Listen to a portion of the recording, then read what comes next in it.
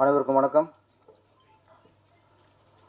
இயக்குனர் வி. சேகர் அவர்கள் ஒரு 10-15 படம் பண்ணியிருப்பாங்க. எல்லாம் நல்ல கருத்து சொன்ன படங்கள், குடும்பத்துக்கு தேவையான படம், நாட்டுக்கு தேவையான படங்கள் தான் சொன்னார். அது எல்லாத்தையும் விட இன்றைக்கி பேசின பேச்சு இருக்குல்ல, இதெல்லாம் தாண்டிடுச்சு.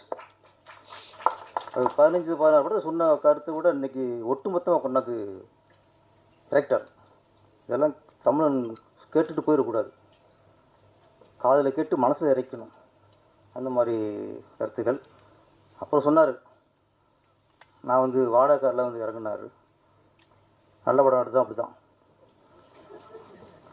கஞ்சா கடத்துகிற மாதிரி, படமாக தண்ணடிச்சுக்கிற மாதிரி, ஒரு 100-200 கொலை பண்ணுற மாதிரி இல்லை படம் பண்ணியிருந்தால் நீங்கள் ஒரு 2 கோடி மதிப்புள்ள காரில் இறங்கியிருப்பீங்க.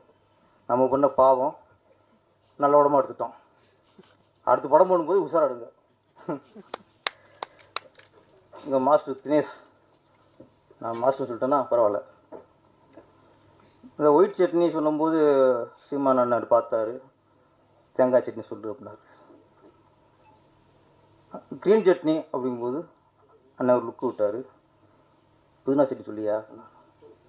அதெல்லாம் ஓகே தான். தினேஷில் இஸ் இருக்கே, சட்னியை மாற்றிடலாம், இசை விட்டு மாற்றுறது. அது மாதிரி ஸ்ரீதர் மாஸ்டர், இந்த ஸ்ரீ எப்படி மாற்றுன்னு கேட்டுங்கம்மா அண்ணன்ட்ட. நிறைய பேர் இசு ஸ்ரீலாம் தர்றோம். நம்ம அண்ணன் மாதிரி ஆள் எல்லாத்தையும் கொஞ்சம் மாற்றணும் போல இருக்குது. அப்புறம் இந்த படத்தோட தயாரிப்பாளர்கள் நீங்கள் தனியாக சங்கம் வச்சிடலாம் போல இருக்குது. அது ஒன்று தான் கொஞ்சம் கம்மியாக இருக்குது. ஏற்கனவே எத்தனை சங்கம்னா இருக்குது, ஒன்று டெய்லர் வந்துருக்கு. இது கொஞ்சம் ஸ்ட்ராங் ஆகிடும் போல இருக்குது, அத்தனை ப்ரீசர்கள். ஒன்றே ஒன்று சொல்லணும், இங்கே சில பார்ட்னர் வருவாங்க, 2 தயாரிப்பு இருப்பாங்க, சேர்ந்து தயாரிப்பாங்க. ஃபஸ்ட்டு பூஜையில் பார்த்தா இவர் அவருக்கு மாலை போட்டு, இவருக்கு மாலை போட்டு, கொஞ்சம் குலாவி அப்படின்னு படம் ஆரம்பிக்கும். போக போக பார்த்தா நம்மளை கூட இருக்காங்கல்ல, ஒரு தயாரிப்பில் வருவார். அப்போ இயக்குனர் நல்ல மூடில் இருப்பார், இதாக இருப்பார். தயாரிப்பு வந்தோடனே அவர் வணக்கம் எந்திரிச்சு வணக்கம் சொல்லுவார். ஓகே, அடுத்து இன்னொரு பிடிச்சா பார்ட்னர் வருவார். பார்ட்னருக்கு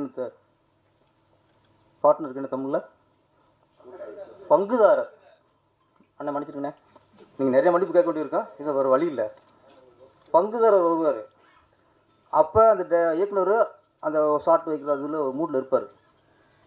தயாரிப்பு வரும்போது வணக்கம் சொல்லுவார், வணக்கம் சொல்லிட்டு போயிடுவார். கூட சொல்லுவான். அவர் வரும்போது டேரக்டர் எந்திரிச்சு வணக்கம் சொன்னார், நீங்கள் வரும்போது உட்காந்து சொல்கிறார், கொஞ்சம் ஏறும். மறுநாள் இந்த ஃபஸ்ட்டு பங்குதாரர் ஃபஸ்ட்டு வருவார். கதாநாயகி, சார் வணக்கம் சார், சாப்பிட்டீங்களா சார்? சாப்பிட்டோம்மா. அதுக்கு இன்னொரு பங்குதாரர் அப்புறம் வருவார். அந்த அம்மா இப்போ டைலாக் எல்லாம் மனப்பாடம் பண்ணிக்கிட்டு இருக்கோம், வசனத்தை மன்னிக்கணும்னே, எத்தனை மணிக்குன்னு அப்படி லிஸ்ட் போட்டுப்போம். வசந்த மனப்பாடம் பண்ணிக்கிட்டு இருக்கும்போது இவர் வருவார். அவர் வடக்கு சொல்லுவார், சார் அவன் கூட சொல்லுவான், சார் அவர் வரும்போது என்ன சார் சாப்பிட்டீங்களா அப்படிச்சு, நீங்கள் வரும்போது சாப்பிட்டு கேட்கல சார். இப்படி டெய்லி ஒரு பிட்டை போட்டு படம் முடியும் போது பெரிய சண்டையாகும். ஃபஸ்ட்டு பங்குதாரர்கள் கடைசி சண்டைதாரர்கள் ஆயிடுவாங்க. 2 பிடிச்சிருக்கு இந்த கதை, நீங்கள் எத்தனை பிடிச்சிருக்கீங்க, இதுவே பெரிய சாதனை கௌதம் சார். நீங்கள் உண்மையே இந்த படைங்கிறது என்னன்னா, இத்தனை பிடிச்சிருக்காங்கல்ல, இது ஒரு படை தான், தயாரிப்பு ஒரு படை. இந்த படையாண்ட மாவீரன் தான் கௌதம். கௌதம் சார் நான் அப்பப்போ வியந்து பார்ப்பேன். ராவணன்னு ஒரு படம் மன்சூரிகான் தயாரித்து அவரே ஹீரோவாக பண்ணார். அதுக்கு நான் ஒரு சில வசனம்லாம் எழுதினேன். அப்போ அவுட்டு ஷூட்டிங் போகும்போது ராமதாஸ் தான் இயக்குனர். அப்போ தம்பி நீங்கள் வாங்க ஒர்க் பண்ணலாம் அப்படின்னாரு. நான் இன்னொரு படத்தில் ஒர்க் பண்ணுறதுனால நான் வர முடியாதுன்ட்டேன். அப்போ டக்குன்னு கௌதம் சார் தான் கூப்பிட்டு பண்ணார். அப்போ தான் அறிமுகம். ஆனால் அப்போல்லாம் இப்படி இல்லை, ரொம்ப சாஃப்ட்டு, ரொம்ப சாது. நானே ரொம்ப கம்மியாக பேசுகிற ஆள். நான் 10 வார்த்தை பேசினா 2 வார்த்தையும் பேசுவார். நான் நினைப்பேன், இவர் என்ன எப்படி இருக்காரு, இவர் எப்படி அரசுகிட்ட ஒர்க் பண்ண போகிறாரு, டவுட் பட்டேன். ஆனால் இன்றைக்கி பார்த்தா மிகப்பெரிய போராளியாக இருக்காப்புல. எங்கெங்கேயும் செயினை கட்டுறாப்புல, பூட்டை போடுறாப்புல, எட்டு வைக்கிறாப்புல. இன்னொன்று என்கிட்ட காப்பி வாங்காமலே ஒரு விஷயம் பண்ணிட்டாப்புல. தமிழ் பேரரசு கட்சி. நீ பேரரசு கேட்கணும் வைக்கக்கூடாதா? நீங்கள் தமிழ் வைக்கிறதுக்கு அண்ணன் கேட்டுக்கலாம், தப்பு, ஓகே. பேரரசு என்கிட்ட காப்பி வச்சு, நீ காப்பி வச்சு பெரிய பிரச்சனை இருக்கு இன்னைக்கு. ஆமாம், என் பேரையே முடிக்கிட்டாப்புல. இருந்தாலும் தமிழ் வச்சுருக்கனால ஓகே, மன்னிச்சு விட்டுலாம். இங்கே தமிழ்நாட்டில் கட்சிகளுக்கு தமிழ் பேர் வைக்கிறே பெரிய சாதனை. அவர்களே மாவீரன். இங்கே நாம் தமிழ் கட்சி வச்சுருக்காருல, அவர் மாவீரர். அடுத்து தமிழ் பேரரசு வச்சுருக்கீங்க, நீங்களும் மாவீரர் தான். ஏன்னா இங்கே தமிழ் சொல்கிறதே பெரிய விஷயமா இருக்குங்க. அப்புறம் இங்கே அடிக்கடி பார்த்தா சோழ வம்சம், சோழ நாடு அடிக்கடி வார்த்தை வருது. சோழ நாடு அது வரலாறு, ஆனால் இன்றைக்கி அது தமிழ்நாடு. பாண்டிய நாடு அது வரலாறு, இன்றைக்கி அதுவும் தமிழ்நாடு. சேர நாடு அது வரலாறு, இன்றைக்கி அது தமிழ்நாடு. அதுபோலத்தான் திராவிடம் என்பது வரலாறு, தமிழ்நாடு என்பது நிதர்சனம், இன்றைய நிகழ்வு. அது சேர நாடு, சோழ நாடு, பாண்டிய நாடு இதெல்லாம் சேர்ந்து தமிழ்நாடாச்சு. ஆனால் திராவிடம் என்பது பிரிஞ்சது. சேர சோழ சேரது சேர்ந்தது. திராவிடம் என்பது கேரளா, ஆந்திரா, கர்நாடகா பிரிஞ்சு நம்ம தமிழ்நாடு ஆகிட்டோம். அதனால் இன்றைக்கி இது தமிழ்நாடு. இன்றைக்கி சீமானண்ணன் இந்த படத்துக்கு வந்திருக்காருன்னா ஒரு திரைப்பட இசைகளுடன் வந்திருக்காரா? இல்லை. கௌதம் ஒரு இயக்குனர் நண்பர் அப்படி வந்திருக்காரா? இல்லை. கௌதம் என்பவன் தமிழ் பற்றாளன், தமிழன், எங்கோ தான் தமிழை பற்றி பேசுகிறவன். அந்த தமிழ் உணர்வோடு தான் நிச்சயமாக வந்திருக்காரு. இந்த படத்தில் ஒரு டைலாக் வந்துச்சு, நம்ம பாடமுரளி வரும்போது தான் வசனம். வாங்க நீங்கள் வாங்க, அறிமுகம் ஆகிக்க முடிச்சுட்டு இல்லை ஏறுங்க. தமிழ் வசனம் எழுதிட்டு தமிழ் கட்டணம் என்ன இருக்கும். நண்பர் பாடமுரளி வருமா இந்த படத்துக்கு ஒரு தான் வசனம். பல இடங்களில் கைது வெட்டினேன் சார். அதில் ஒரு எல்லா சொன்ன டைலாக் தான். தமிழை 3 இடத்துல தான் திருப்பி அடித்தான் அப்படின்ட்டு. சந்தனக்காடு, முந்திரிக்காடு, அன்னிக்காடு. இந்த இடத்துல திருப்பி அடித்தான். பல இடங்களில் திருப்பி அடிக்காமல் இருக்கிறதுக்கு வீரம் இல்லாமல் இல்லை. தமிழனுக்கு வீரத்தை விட பொறுமை ஜாஸ்திங்க, பொறுமை அதிகம். அந்த பொறுமை காரணமாக தான் பல இடங்களில் அடிக்காமல் இருக்கான். இல்லை நல்ல வசனம் வந்துச்சு, பாடலில் ஒரு வரி வந்துச்சு. தமிழ் இனம் உலகிலே அதான் மூத்த குடி. தமிழ் மொழி தான் எல்லா மொழிக்கும் தாய்மொழி, முதல் மொழி. நம்ம தான் பெரிய பேசிட்டே இருக்கோம். தமிழ் மொழி எல்லா மொழிக்கும் மூத்த மொழி அப்படிங்கிறத ஒரு பஞ்சாபுக்காரன் ஒத்துக்காமல் இருக்கலாம், ஒரு குஜராத்துக்காரன் ஒத்துக்காமல் இருக்கலாம், ஒரு மகாராஷ்டிரா ஒத்துக்காமல் இருக்கலாம், ஹிந்தி பேசுகிறவங்க ஒத்துக்காமல் இருக்கலாம். ஆனால் ஒரு மலையாளம் ஒத்துக்காமல் இருக்கலாமா? ஒரு தெலுங்கு ஒத்துக்காமல் இருக்கலாமா? ஒரு கன்னடம் ஒத்துக்காமல் இருக்கலாமா? இங்கேருந்து பிரிஞ்சவங்க தான் நீங்களாம். நீங்களே இதை ஒத்துக்க மாட்டீங்கன்னா அப்புறம் அவன் எப்படி ஒத்துக்குவான்? கமல் சார் அரசியல் ரீதியாக நிறைய விமர்சனம் இருக்கும். ஆனால் முதல் முறையாக ரொம்ப மதிக்கத்துக்கு போற்றத்துக்கு ஒரு விஷயம் சொன்னார். அது உண்மை சொன்னார், பலரை சொன்னார். தாய்மொழிந்து பிரிந்தது தான் கன்னடம்னார். உண்மைதானே? இதுதானே எல்லாம் படிச்சிருக்கோம்.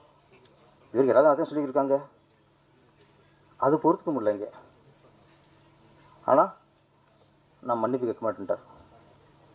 அவரை பாராட்டணும், உங்கள் கையெழுத்து மூலிமா அவரை பாராட்டணும்.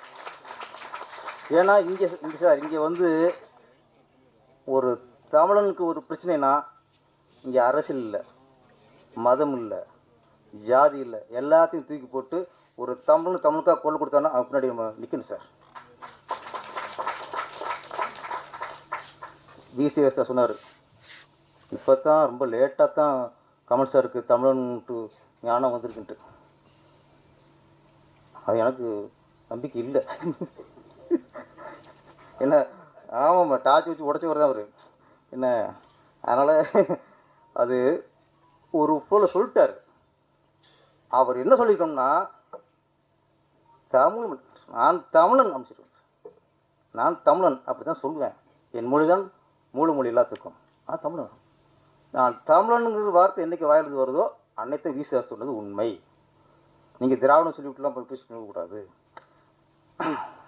அது சீமான் அண்ணன் வந்திருக்காரு. சீமான் அண்ணன்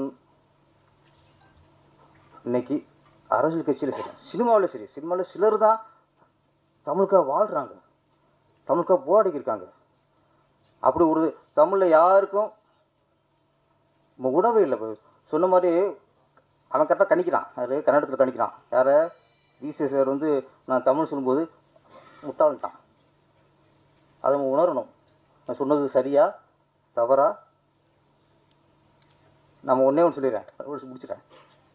இன்றைக்கி நிறைய சொன்னீங்க கவுன்சில் பற்றி. இன்றைக்கி ஆந்திராவில் திரைப்படத்துறைக்குன்னு தயாரிப்பாளர் சங்கம் இருக்குது, அங்கே இயக்குனர் சங்கம் இருக்குது. அங்கே சங்கத்தில் தமிழர்கள் யாருக்கும் பதிவு போட்டு விட முடியாது சார். கனடாவில் அதே மாதிரி தயாரிப்பாளர் சங்கம் இருக்குது, இயக்குனர் சங்கம் இருக்குது, எல்லாத்துக்கும் சங்கம் இருக்குது. அங்கே அந்த மொழி சார்ந்தவர்கள் தான் அங்கே பதவி இருக்க முடியும், இங்கே இருக்க முடியாது. கேரளா நீங்கள் குட்டிக்காரன் போட்டாலும் சரி, அங்கே ஒரு தமிழன் வந்து ஒரு சங்கத்தில் போய் பதவி வகிக்க முடியாது. ஆனால் நம்ம தமிழ்நாட்டில் எல்லா சங்கத்துலையும் எல்லா ஆளும் இருக்கலாம். சங்கத்தில் மட்டுமா இருக்கும், தமிழ்நாட்டை ஆடுறவங்களாக இருக்கலாம். அது என்றைக்கு நம்மளுக்கு விழிப்புணர்வு வரும்? அன்றைக்கி வரணும். அன்றைக்கி வந்தால் தான் நம்ம தமிழங்கிற உணர்வு நம்ம தமிழன் நினச்சி நிறுத்த முடியும். நம்ம எல்லாத்தையும் பதவிக்கு அவங்களை உட்கார வச்சுக்கிட்டு அப்புறம் தமிழன் என்று சொல்லடா, தலை நிமிந்து நின்றுடா, அது ஒன்றே உண்மைண்ணே. அந்த வார்த்தை இருக்குல்ல, தமிழன் என்று சொல்லடா, தலை நிமிந்து நின்றுடா. ஏன்னா நம்ம கீழே இருக்கோம், அவன் மேலே இருக்கான். நிமிந்தே பார்ப்போம். தமிழன் என்று சொல்லடா, தலை நிமிந்து நின்றுடா. சூப்பர், மாலை போடு. ஆமாம் போடு, நீ விடு.